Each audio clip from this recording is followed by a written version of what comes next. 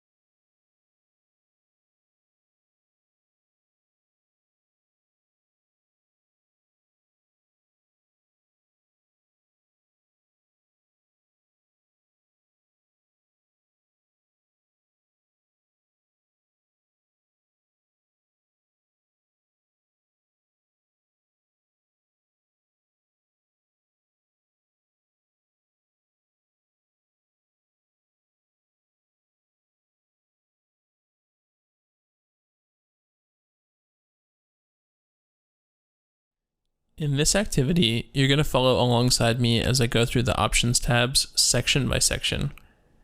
By the end of this activity, you'll have cleaned up the options to greatly improve your gameplay experience and quality of life. This activity will only take between 5 and 10 minutes. I have found that many of these settings greatly improve my game quality of life, as well as improving my ability to play the game. Let's begin by opening the Options tab by pressing Escape, then navigate to the Interface button. We'll start with the Controls tab at the top and work our way down. Sticky targeting should be enabled at all times. This means if you accidentally click somewhere on the screen while fighting an enemy, you won't immediately untarget it and frantically click to find it again. Auto loot should also be enabled. Nearly all players find this to be a huge time saver. When you right click on a corpse, your character will simply take all the items immediately. You can set a loot key to press, such as Shift, which you can hold down before right-clicking if you want to take your time perusing the items like normal. The other options in this tab are mostly player preference. Personally, I really enjoy playing with Interact on left-click enabled. This allows me to interact with things like vendors, corpses, and so on with either the left or right mouse button. Let's move on to the Combat tab. Target of target should always be enabled. This will show an additional, smaller frame next to your current target that displays who they are targeting. This is useful for group play, as you can see when enemies are switching to attack you instead of the tank. Do not flash screen at low health is personal preference, although I recommend leaving it unchecked for now. When your character is low on health, the game will flash a red warning around the edges of your screen, which may help newer players. Loss of control alerts should be enabled. Auto self-cast should also be enabled. When you have no target, friendly spells you cast will automatically target your own character. I recommend leaving scrolling combat text for self unchecked. Ignore focus cast and self cast keys for now, as these are somewhat advanced techniques and won't be addressed until later. The display tab is mostly player preference. The only option that I really recommend enabling regardless of preference is status text. Set this to either both or percentage. The social tab contains a variety of settings, and they have no influence on gameplay. Take a few minutes here and peruse them carefully. In the action bar tab, you'll likely want to check every option for now. The always show action bars option is a stylistic choice. I like to keep it hidden. This will give you access to a significantly increased number of action bars, allowing you to bind more abilities to quickly access. The Names tab, somewhat unexpectedly, is one of the most important.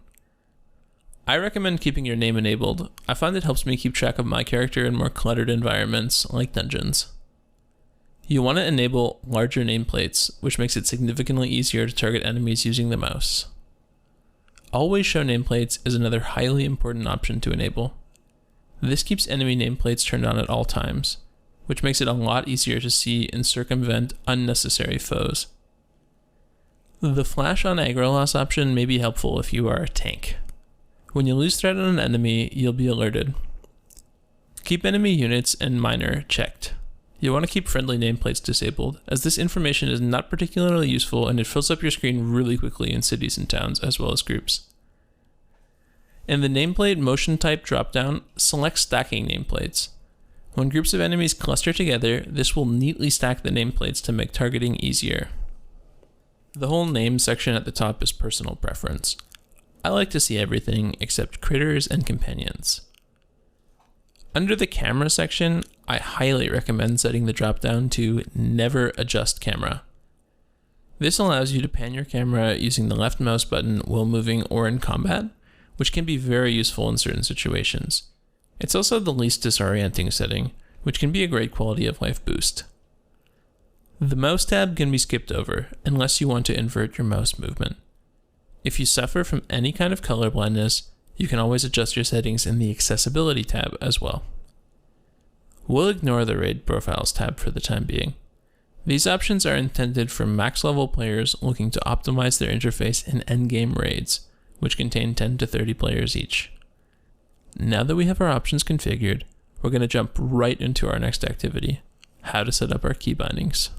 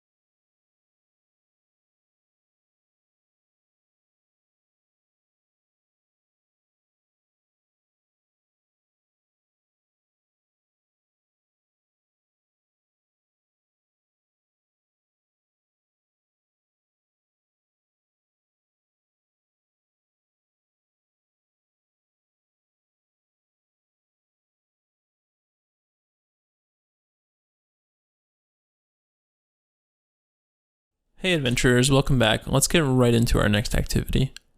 In this activity, we're going to configure some basic keybinds. Our final setup will allow us a lot more freedom to focus on the game, and this will make for a considerably more fluid and enjoyable game experience. By the end of this section, you're going to have some custom key bindings configured for your account, and you'll have the knowledge on how to further tailor them to your preferences in the future. This activity will take between 5 and 10 minutes.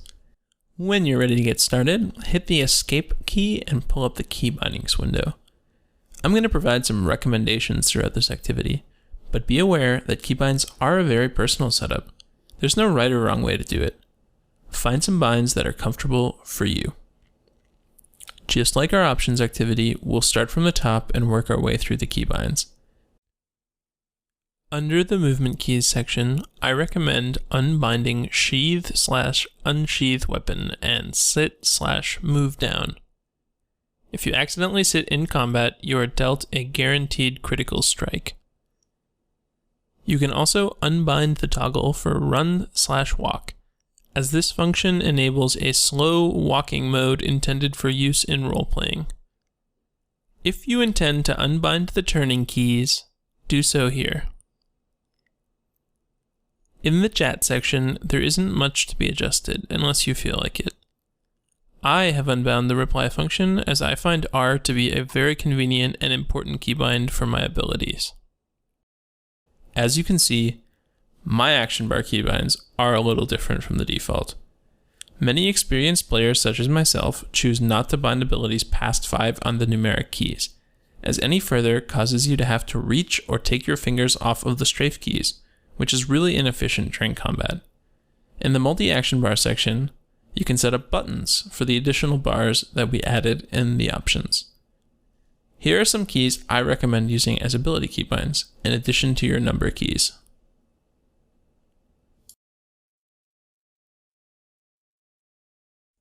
If you unbound the turning keys in the movement tab, be sure to use these as keybinds as well. I also recommend binding some things to your mouse. Many mice have buttons on the side that can be used, as well as clicking the scroll wheel in the middle. You should have at least 3 or 4 binds available on the mouse, and this can be a real help during combat. Shift modifiers can also be used. You might have noticed I have Shift 1 through 5 bound, as well as some of the letter keys. For instance, Shift Q. When you're done experimenting with your action bars, take a look at the targeting tab. Much of this can be left as default or not bound at all, but I do recommend unbinding Show Friendly Nameplates and Show All Nameplates, because these options aren't useful at all and you don't want to hit them by accident. I also advise binding the enemy nameplates toggle to something that you won't hit by accident, as many new players accidentally turn off their enemy nameplates and then struggle to re-enable them. You can also rebind the interface functions in the Interface Panel tab. Since I use C as one of my keybinds, I decided I would rebind the Character panel to T, for example. If you unbound any interface functions while doing your keybinds, you can set them up again here. Some players like to bind the keyboard shortcuts to the numbers of the number pad. Something I recommend for all players is binding Open All Bags simply to B.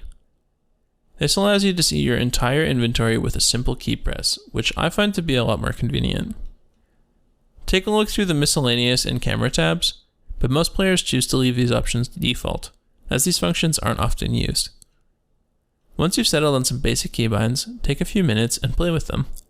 Setting new keybinds will often feel uncomfortable and awkward for a little while, but once you build a bit of muscle memory, I promise it will feel so much better than clicking on your abilities. Particularly for new players, the best time to do this is now, when your comfort with the game controls is relatively low regardless. Should you ever need to adjust your keybinds, you can always return to this interface. There are also third-party add-ons that make keybinding significantly simpler. However, we'll address that later in the course when we get to talking about add-ons. Great work, adventurers!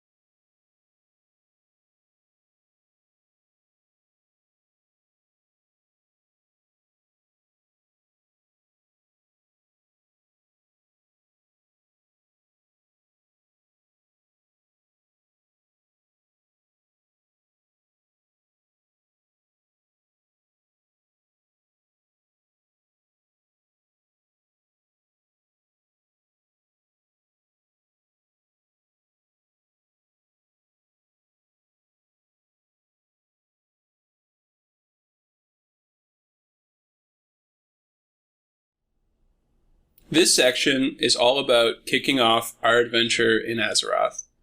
From learning about experience and how to level up, to what the max level is and how long it will take us to reach there, we're going to take a deep dive on all the mechanics behind your level in World of Warcraft.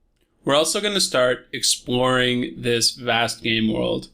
We'll visit our faction's capital city, set our Hearthstone, which will allow us to return there at any time, using it as a means of transport, travel, and trade. We're going to learn about all the different monster types in World of Warcraft, from your standard enemy to an elite, a rare, or what a boss is. Professions can also be an integral part of the World of Warcraft experience, allowing you to generate currency and useful materials all at the push of a button. Finally, we're going to touch on some of the gaming jargon and lingo, as well as the terms specific to World of Warcraft that you might find confusing. Let's get started on our adventure in Azeroth.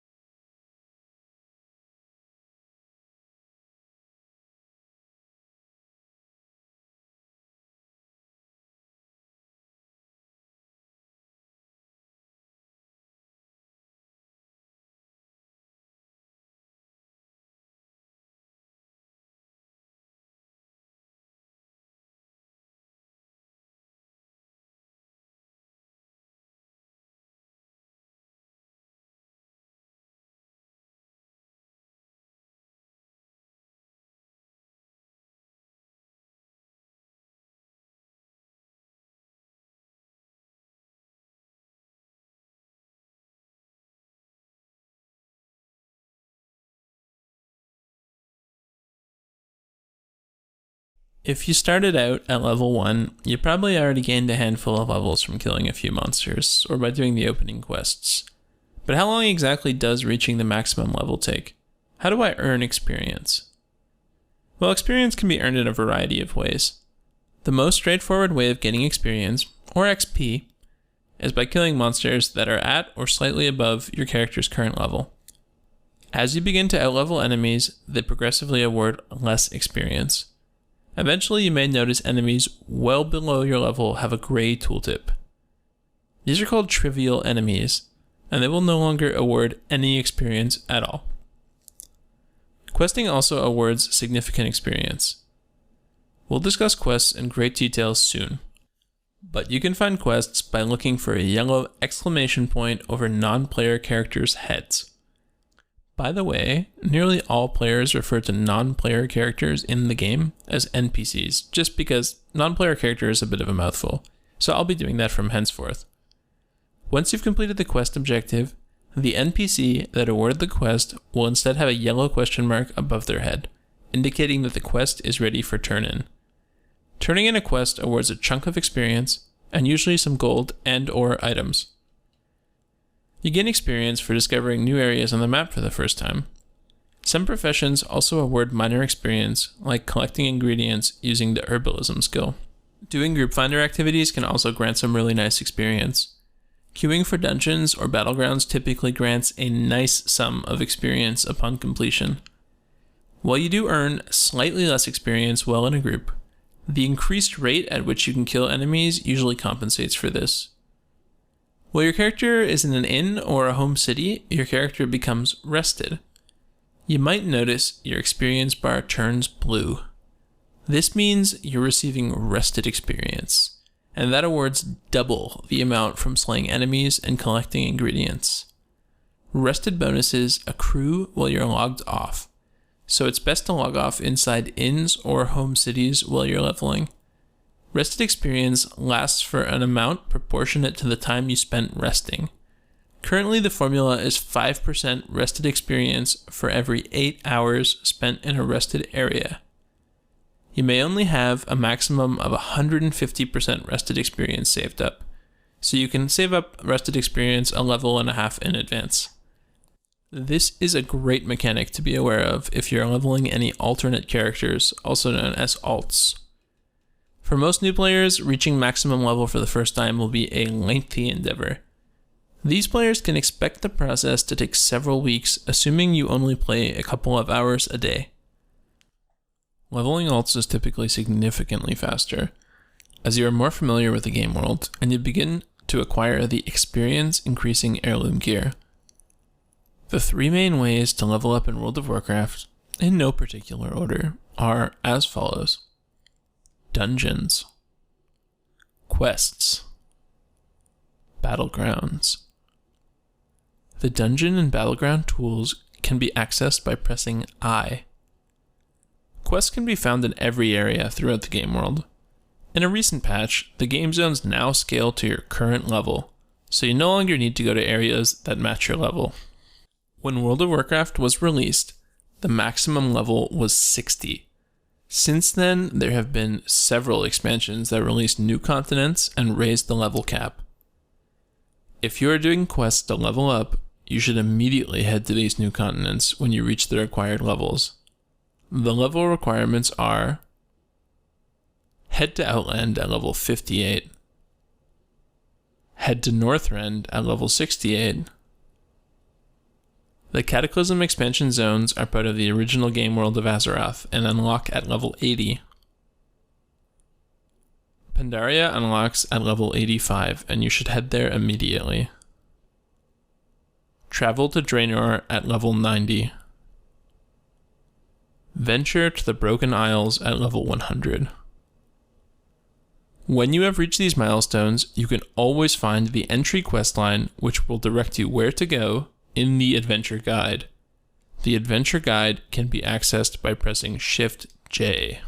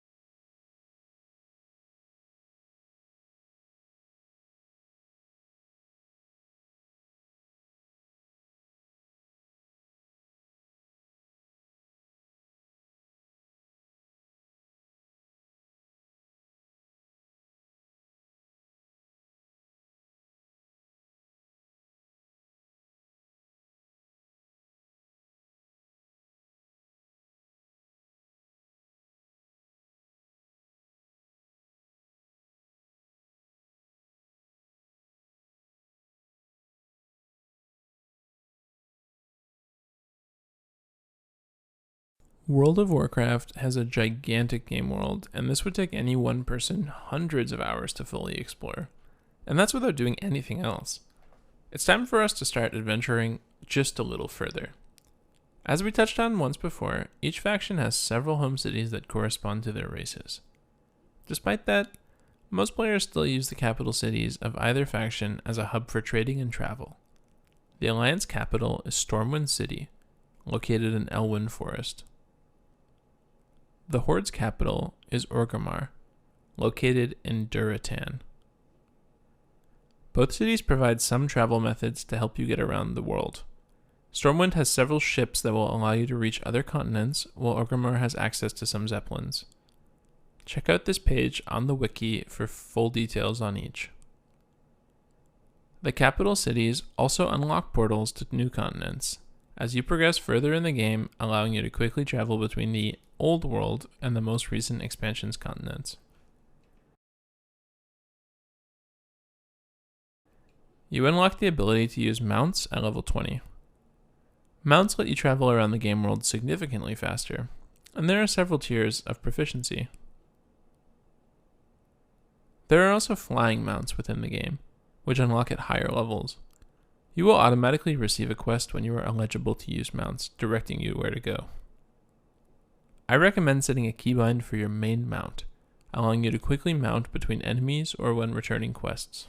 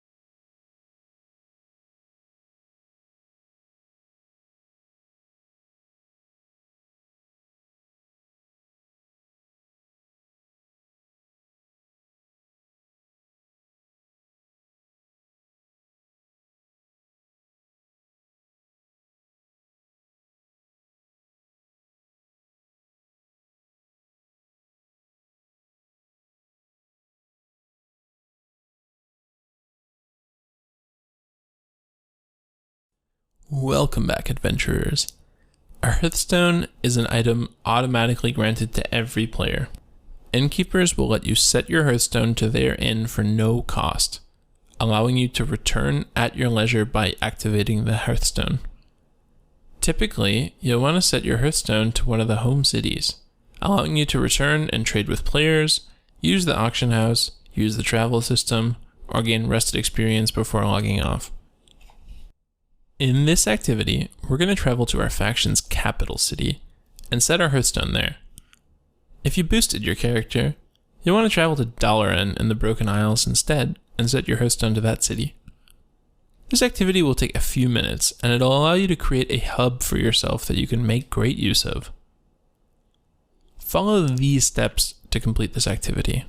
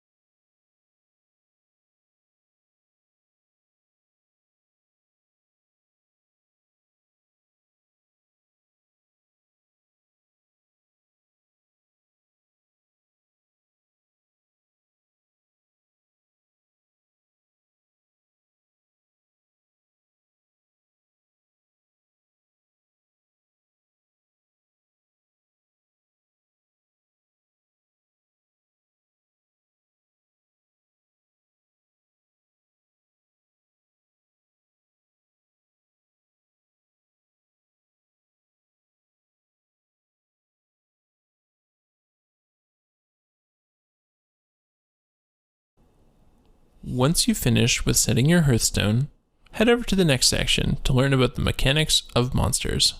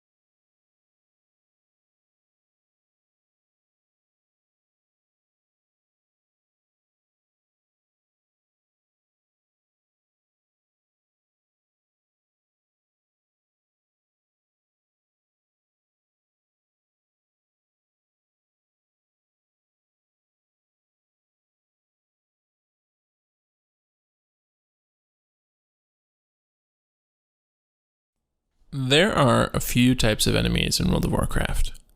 Standard foes will match the level of your character throughout the game world, and typically they don't present too much of a threat. Most specializations can take on several standard enemies without the threat of dying.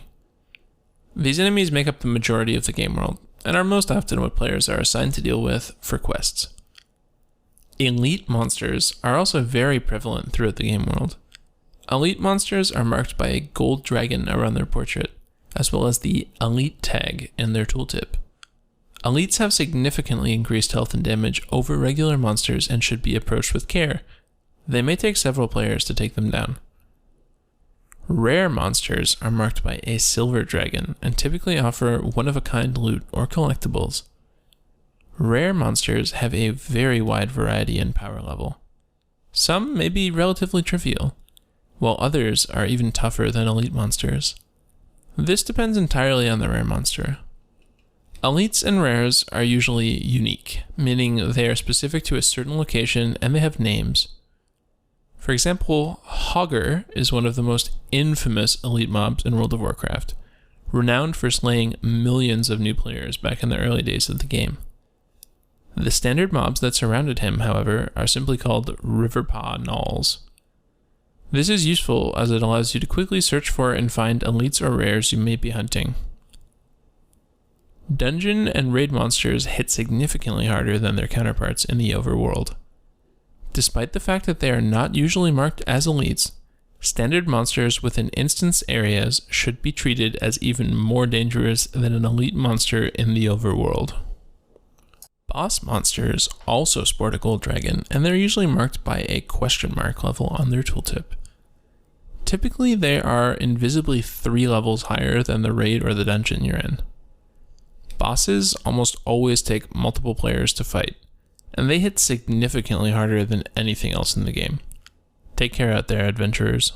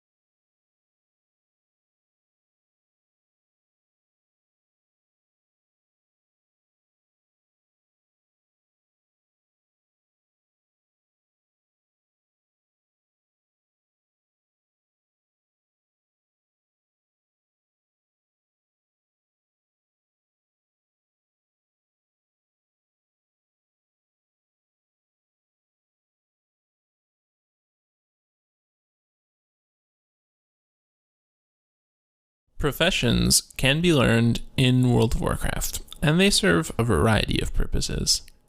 The most common reason that players learn professions is for profit, but some players can also enjoy certain conveniences that some trade skills provide. The profession system in World of Warcraft can be a bit difficult for newer players, as they must first be leveled up before you can begin to make items relevant to the current game state. Unfortunately, leveling up some professions can be very expensive, as the materials required are from older periods of the game and are no longer being actively farmed or hunted for by players. You may only have 2 professions at any time. There are 2 main types of professions in World of Warcraft: gathering professions and crafting professions. As the name implies, gathering professions allow the acquisition of natural resources scattered throughout the game world. Crafting professions use these resources to create items, enchant pieces of gear, or create potent jewels that enhance combat power. Here are the available professions in World of Warcraft. So I recommend that new players choose gathering professions while you're getting used to the game. They provide the most consistent profits, and they cost no money to level up. And they also require no guides or extra knowledge, which is a big bonus. Crafting professions typically do require a leveling guide and some extra gold before they start to provide any returns at all, and that's why I would advise steering clear of them for now. If you decide to proceed with 1 or more crafting professions, I do recommend using the website WoW Professions, because they're going to give you some great guides on how to level them up quickly. Our next section is an activity, where we'll learn a set of professions to kick off our journey towards becoming a true artisan.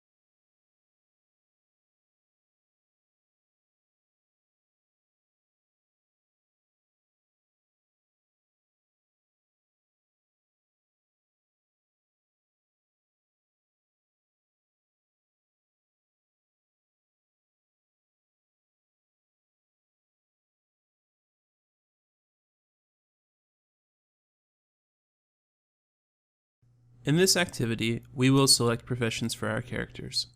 As we talked about before, professions can allow us to generate income by gathering raw materials or by turning those raw materials into valuable items. Certain professions also entice by allowing the use of unique items and gadgets only available to players with those professions. Choosing your professions can only take a couple of minutes. In case you need a quick refresh, here's a list of the professions available within the game. I recommend at least one gathering profession for the new players, as they are simple to use and level up, and they generate reliable income for the player. Some crafting professions require significant gold investment to level up before they have any useful benefits, so beware. To acquire your professions, refer to the following steps. After making your choices, find a guard in any home city and ask for directions to your chosen profession trainer.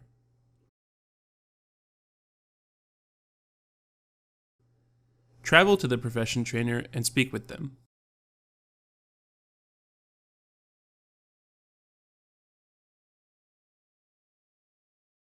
Profession trainers will have a special icon when you hover over them with your mouse, transforming the cursor from a gauntlet into a skill book. They have a special tag underneath their name, denoting them as a skill trainer. By default, the shortcut to access the profession interface is the letter K. Once you've learned your professions, you can access them at any time from this interface. Professions need to be leveled up to be useful within the game.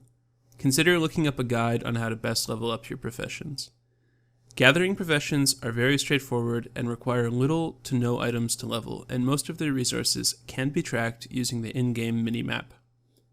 Crafting professions are somewhat more complex to level, and will likely require use of an additional guide, such as those found on wowprofessions.com.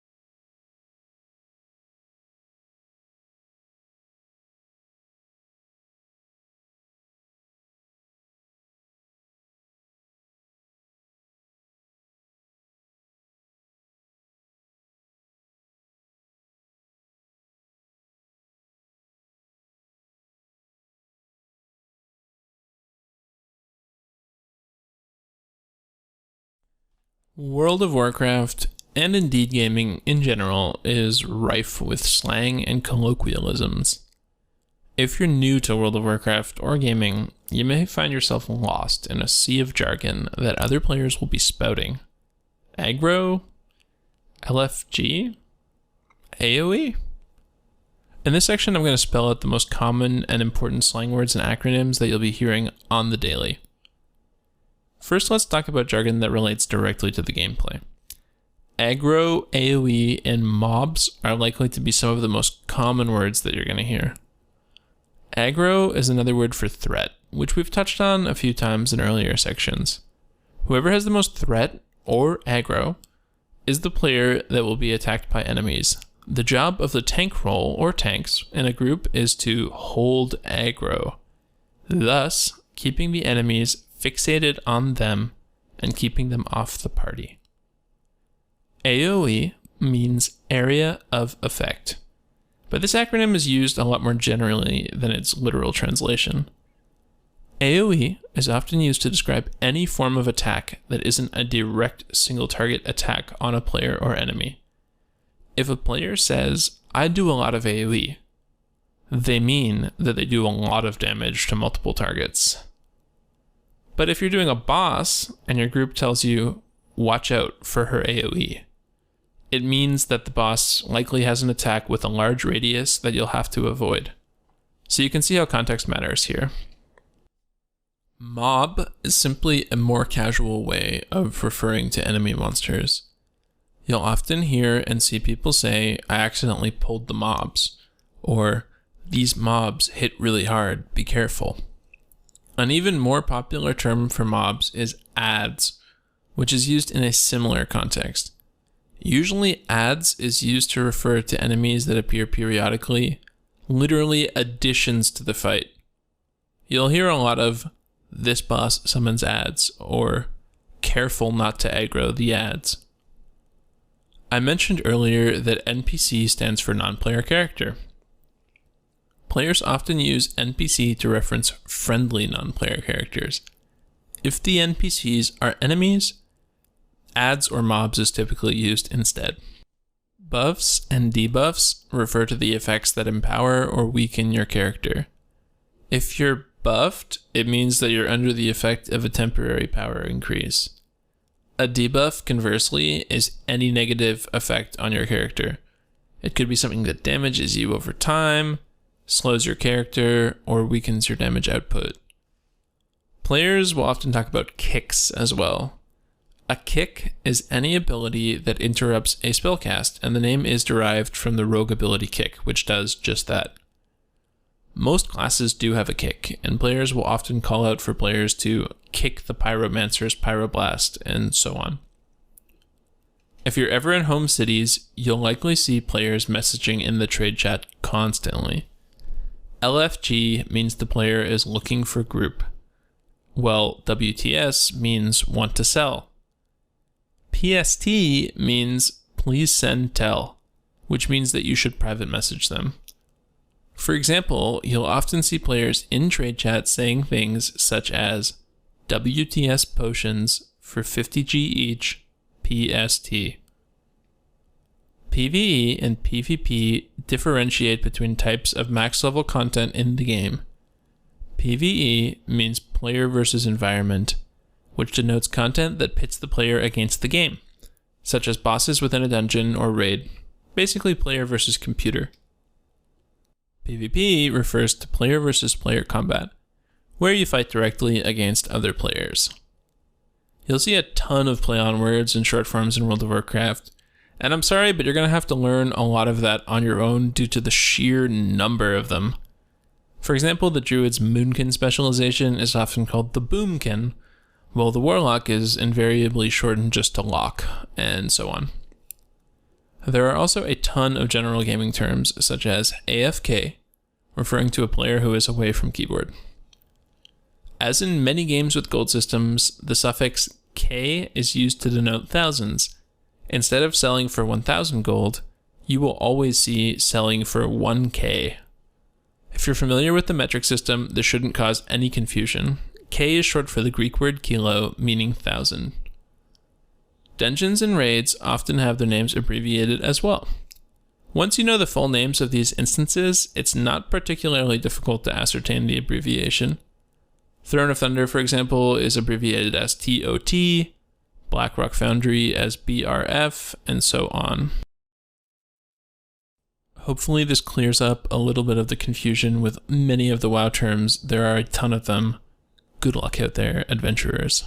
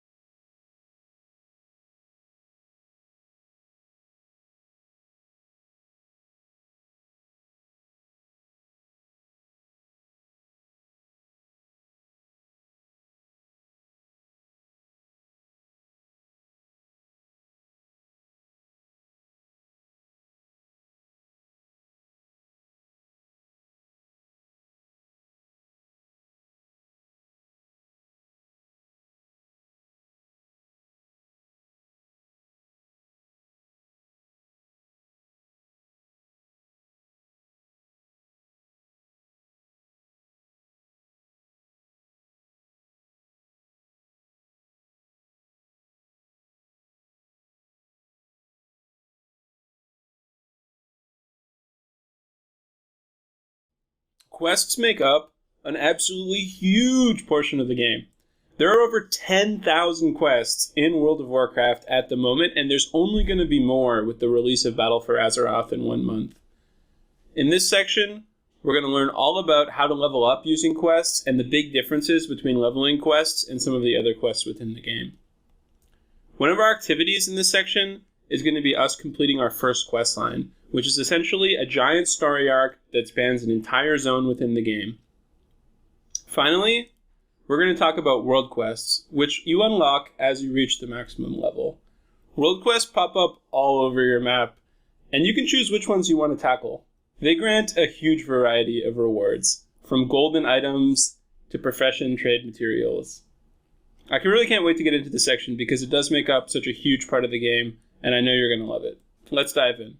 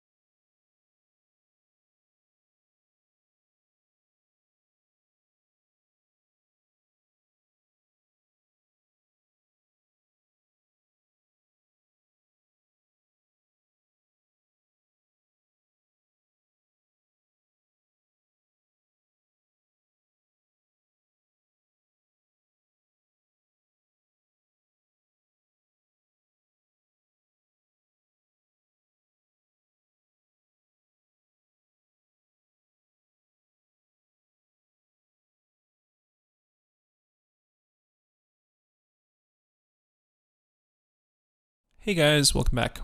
We discussed quests in the experience and leveling up video. However, there are thousands of them in Azeroth, and a small mention really wouldn't do them justice. Quests are generally the absolute fastest way to level up and gain experience from content in the current expansion. Dungeons can offer comparable experience, but they don't offer the same variety and stories that the quests of the game have. Quests are marked with a yellow exclamation mark on your minimap, map, or just above the NPC's head. To accept a quest, approach the NPC with the exclamation mark and interact with them. Once accepted, the quest will appear in your quest log and on your map. Using the map is really key as it allows you to quickly locate where the quest objectives are. There's no need to read the actual quest text unless you find the lore particularly engaging. Once you've finished with the quest objectives, the marker will change to a yellow question mark displayed above the NPC's head, on the map, and on the minimap. Return to the quest giver and interact with them to complete the quest.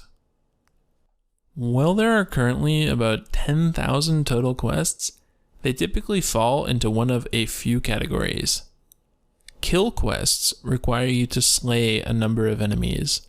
A variant of kill quests are the kill collect quests, which require you to collect a number of items that enemies drop on death, such as emblems or bones and the like. Escort quests require you to escort and or defend an NPC while being attacked by waves of adds. Delivery quests involve the NPC asking you to take a missive or an item to another area. Usually, delivery quests are what players call breadcrumb quests, as they lead you to the next quest chain in a new area. Collect and destroy quests require you to interact with items that are lying around in an area. This area is usually protected by enemies. Usually you'll be doing something like stealing enemy provisions or burning their banners. Vehicle quests involve you using a vehicle or mount to lay siege to a large number of enemies at once. While there are some truly unique quests in World of Warcraft, such as a quest that lets you play Plants vs. Zombies, most of the leveling quests just fall into these loose categories. There are a finite number of quests in each game zone, forming a story arc that we call a quest line. Typically, the last few quests in each overarching quest line are the most unique and exciting, so be sure to finish each zone. There are repeatable quests in World of Warcraft, and these are marked by a blue exclamation mark. Repeatable quests typically offer less experience than a normal quest after the first completion, and are instead used as ways to build a reputation with a faction. Oftentimes, blue quests can only be completed once a day, which is why they are referred to as daily quests. Daily quests are no longer common within the most recent expansions in World of Warcraft, having mostly been replaced by the World Quest system. Daily quests still exist, however, and they can be a good source of gold while you're leveling, or as a way to build reputation with older factions in exchange for collectibles or mounts. In our next activity, we're going to finish a quest line. Let's get to it, adventurers.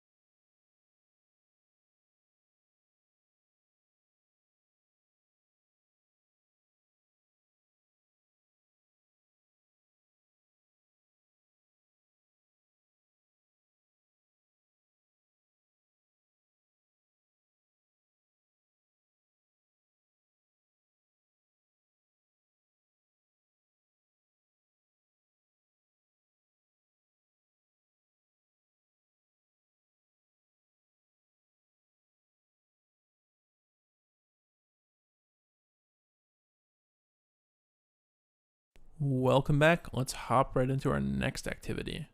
Questing represents a major portion of the content in World of Warcraft, functioning as a means of profit, a means of gaining experience, and a means of storytelling all at once. It's time to set out and complete a batch of quests. Let's get comfortable with the game and finish a whole zone. This activity can take anywhere from 1 to 3 hours depending on your zone, and although it sounds like a really long time, you should be having a lot of fun at the same time. By the end of this activity, you'll be very comfortable with questing, and you'll be ready to tackle the rest of Azeroth. To complete this activity, we're going to follow these steps. Pick a zone on the map. If you started with a fresh character, it's most convenient to work through your starting zone, since you're going to have to do this anyways. If you boosted a character, pick one of the Legion zones or one of the starting Battle for Azeroth zones if it has released. Accept any and all quests that you find in the zone. As you complete quests, you'll find that you often discover new ones. Once you complete most or all of the quests in the zone, an achievement will appear letting you know about your awesome accomplishment. Now that you understand exactly how quests work, you should have no trouble working your way through any zone Azeroth has to offer. Great work, adventurers.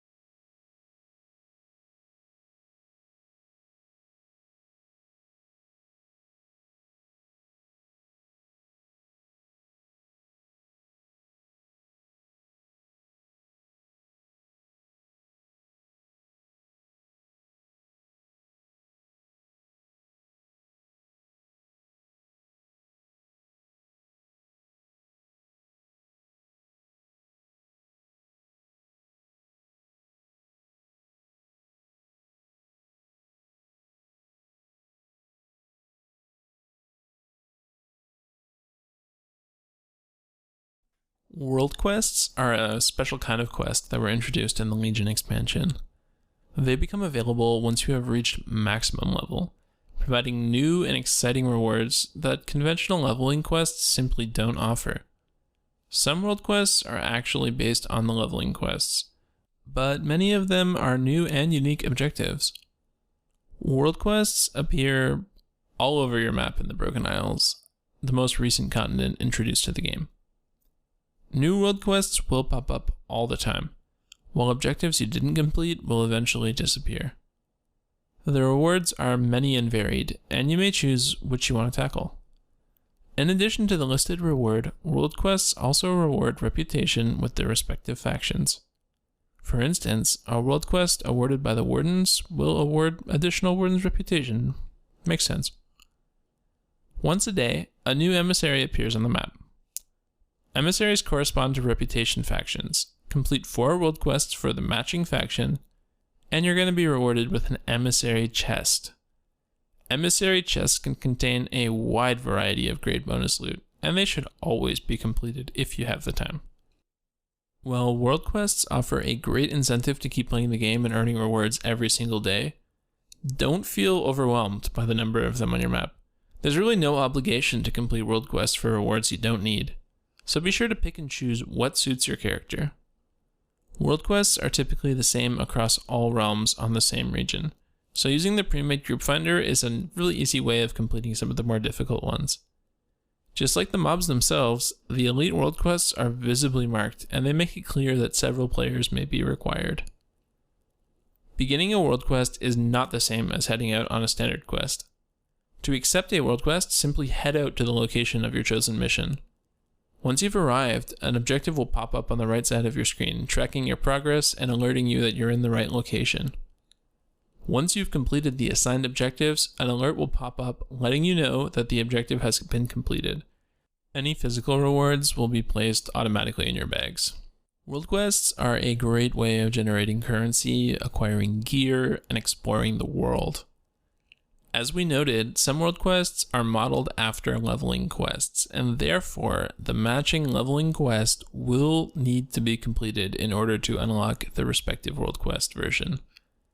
Essentially, this means that the more quests you complete while you level in the Broken Isles, the more world quests you will have access to and will be available at any given time. Good luck out there, adventurers.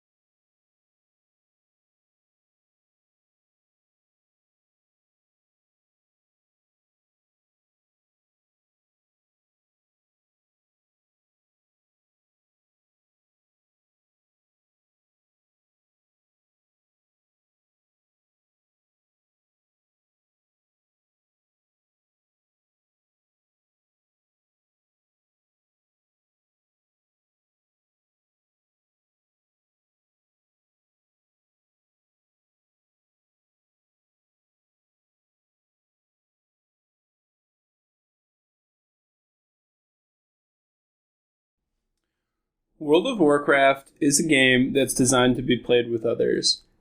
The clue is really in the name. It's a massively multiplayer online role-playing game, literally the World of Warcraft. This section is all about how we learn to party up and group with our friends. We're going to start by taking a look at the mechanics of grouping in parties before we get into what a guild is and how we can join one. That's going to be our activity in the section, joining up with the guild for ourselves and seeing how it can affect our game experience. Guilds are large organizations with the game, kind of like teaming up with other players. Guilds typically do a ton of activities together, from dungeons and holiday events to just hanging out in a Discord. One of the major advantages of joining a guild is finding like-minded players looking to set out on an adventure together. Let's get into it.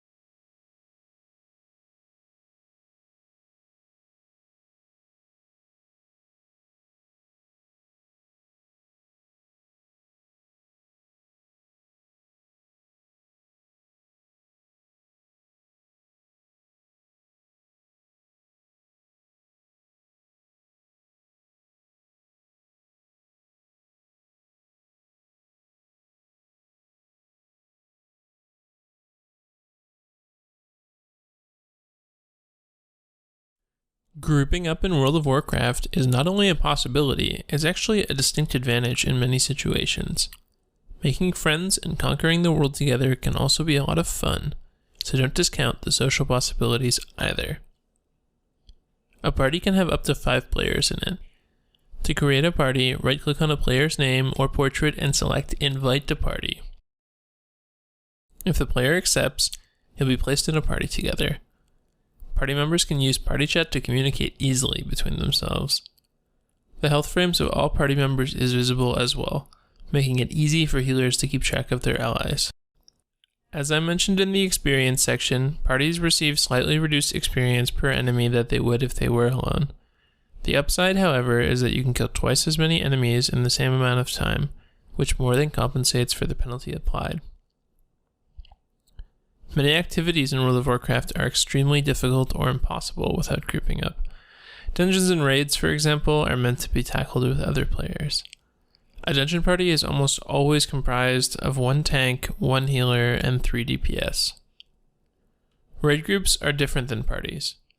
If you try to invite a 6th player to a party, you'll be prompted whether or not you wish to create a raid group. Raid groups can have a maximum of 40 players, but have some very distinct restrictions. Only quests marked as raid quests can be completed while in a raid group, which are few and far between. Experience gain is also lowered significantly once a raid group is formed. It is never efficient to try and generate experience while in a raid group. The advantage of raid groups is they allow you to have a fighting chance against certain objectives that would be impossible in a party. Specifically, raids themselves. Raids are the most difficult challenge available in World of Warcraft, containing extraordinarily powerful monsters. Most raids require 2 tanks, several healers, and a proportionate amount of DPS, usually about twice as many as the combined number of tanks and healers. You can also make parties using the pre-made group finder. Open the finder tool, bound to I by default, and navigate to pre-made groups. Using the Create a Group button, fill out the fields and decide whether or not you want your group to automatically accept applicants. If you decide not to automatically accept members, you'll be able to evaluate applicants' class, item level, and role before inviting them to the party. Good luck.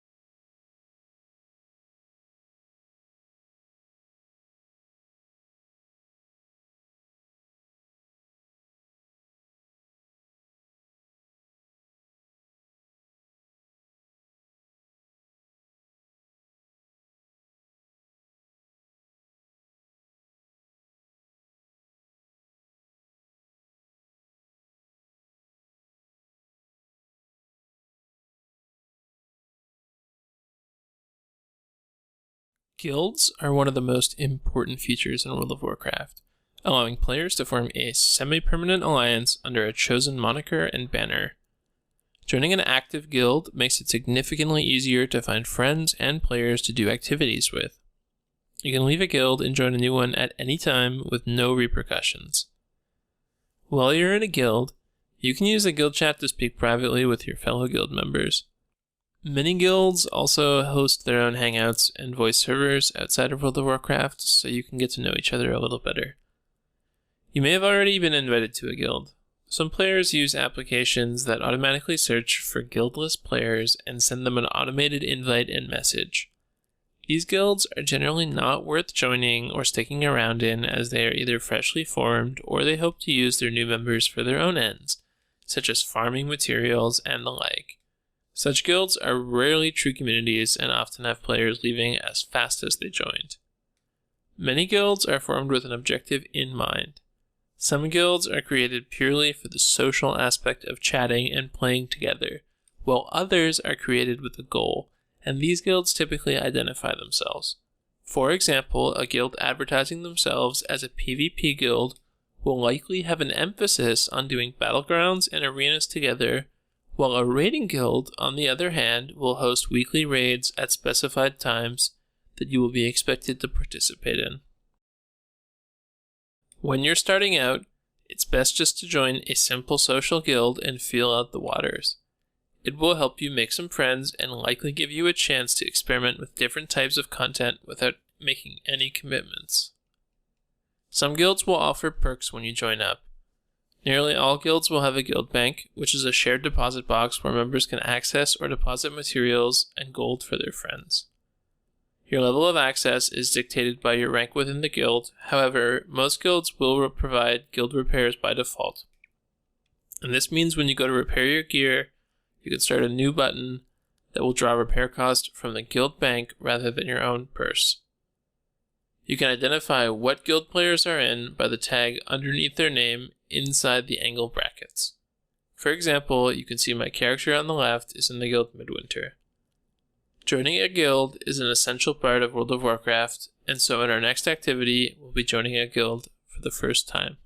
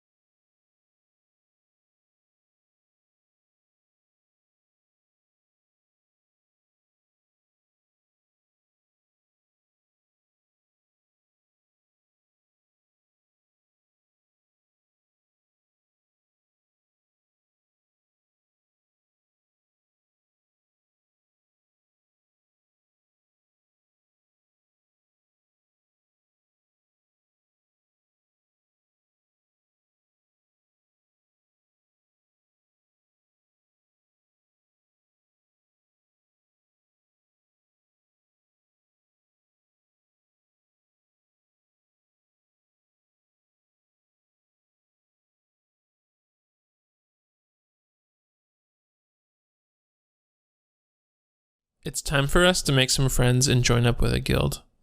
There's no pressure for this activity. Finding the perfect community on your first try just isn't realistic. For now, however, we're going to try and find a home so we can enjoy some of the perks guilds have to offer and maybe make some friends along the way. This activity will only take a few minutes, although players on less populous realms may have a harder time. To complete this activity, we're going to follow these steps. Start out by scanning the trade chat, which you'll automatically join in every home city you enter. There are generally a nice selection of guilds advertising in the trade chat, although sometimes it's difficult to tell the quality at first glance. Some of them are likely recently formed and therefore offer less to you as a prospective member. If nothing catches your eye in the trade chat or you just want to explore some options, there are a variety of resources that players use for guild recruitment. Start with the official Blizzard forums for your realm, which you can find here.